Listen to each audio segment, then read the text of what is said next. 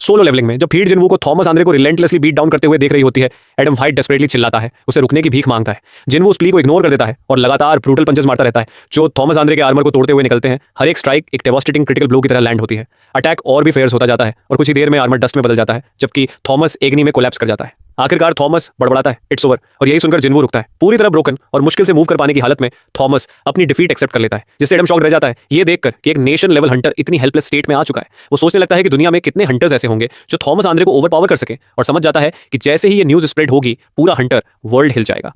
वो तुरंत एक हीलर को बुलाने का ऑर्डर देता है, लेकिन हीलर बताता है कि थॉमस के बॉडी की हर हड्डी शैटर्ड है और उसने extreme amount of blood loss किया है, इसलिए एक ही हीलर काफी नहीं होगा, मल्टीपल हीलर्स को तुरंत साथ काम करना होगा। इलाज करते हुए हीलर ये भी कहता है कि थॉमस सिर्फ इसलिए अब तक सर्वाइव कर पाया है क्योंकि वो नेशन लेवल हंटर है।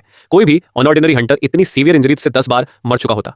ये जानकर कि फाइट में कोई और नहीं मरा, एडम को थोड़ा रिलीफ मिलता है क्योंकि हालात इससे कहीं ज्यादा वर्ष हो सकते थे। तभी एक एजेंट दौड़ता हुआ आता है और रिपोर्ट करता है कि हुआंग डोंगसू ने ब्रीथ लेना बंद कर दिया है और जिनवू वैनिश हो चुका है। सीन फिर कोरिया शिफ्ट होता है, जहां जिनवू एक बिल्डिंग के किनारे शांत बैठा होता है और बताता है कि उसने शैडो एक्सचेंज का इस्तेमाल करके बेरू के साथ अपनी जगह स्वैप की थी। अपने पास खड़े एक नए शैडो से बात करते हुए वो कहता है कि काफी टाइम हो गया है जब वो कोरिया आया हो, और जो वो अभी देख रहा है वो सियोल है।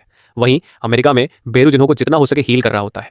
नया शैडो फिर अपने किंग को पुकारता है, खुद को एक पावरफुल शैडो कमांडर के रूप में रिवील करता है और सुंग जिनवू से रिस्पेक्टफुली एक नाम देने की रिक्वेस्ट करता है। जिनवू उसे ग्रीड नाम देता है, ये कहते हुए कि वो इंसान ग्रीड की वजह से मरा था, और उससे पूछता है कि उसे ये नाम कैसा लगता है।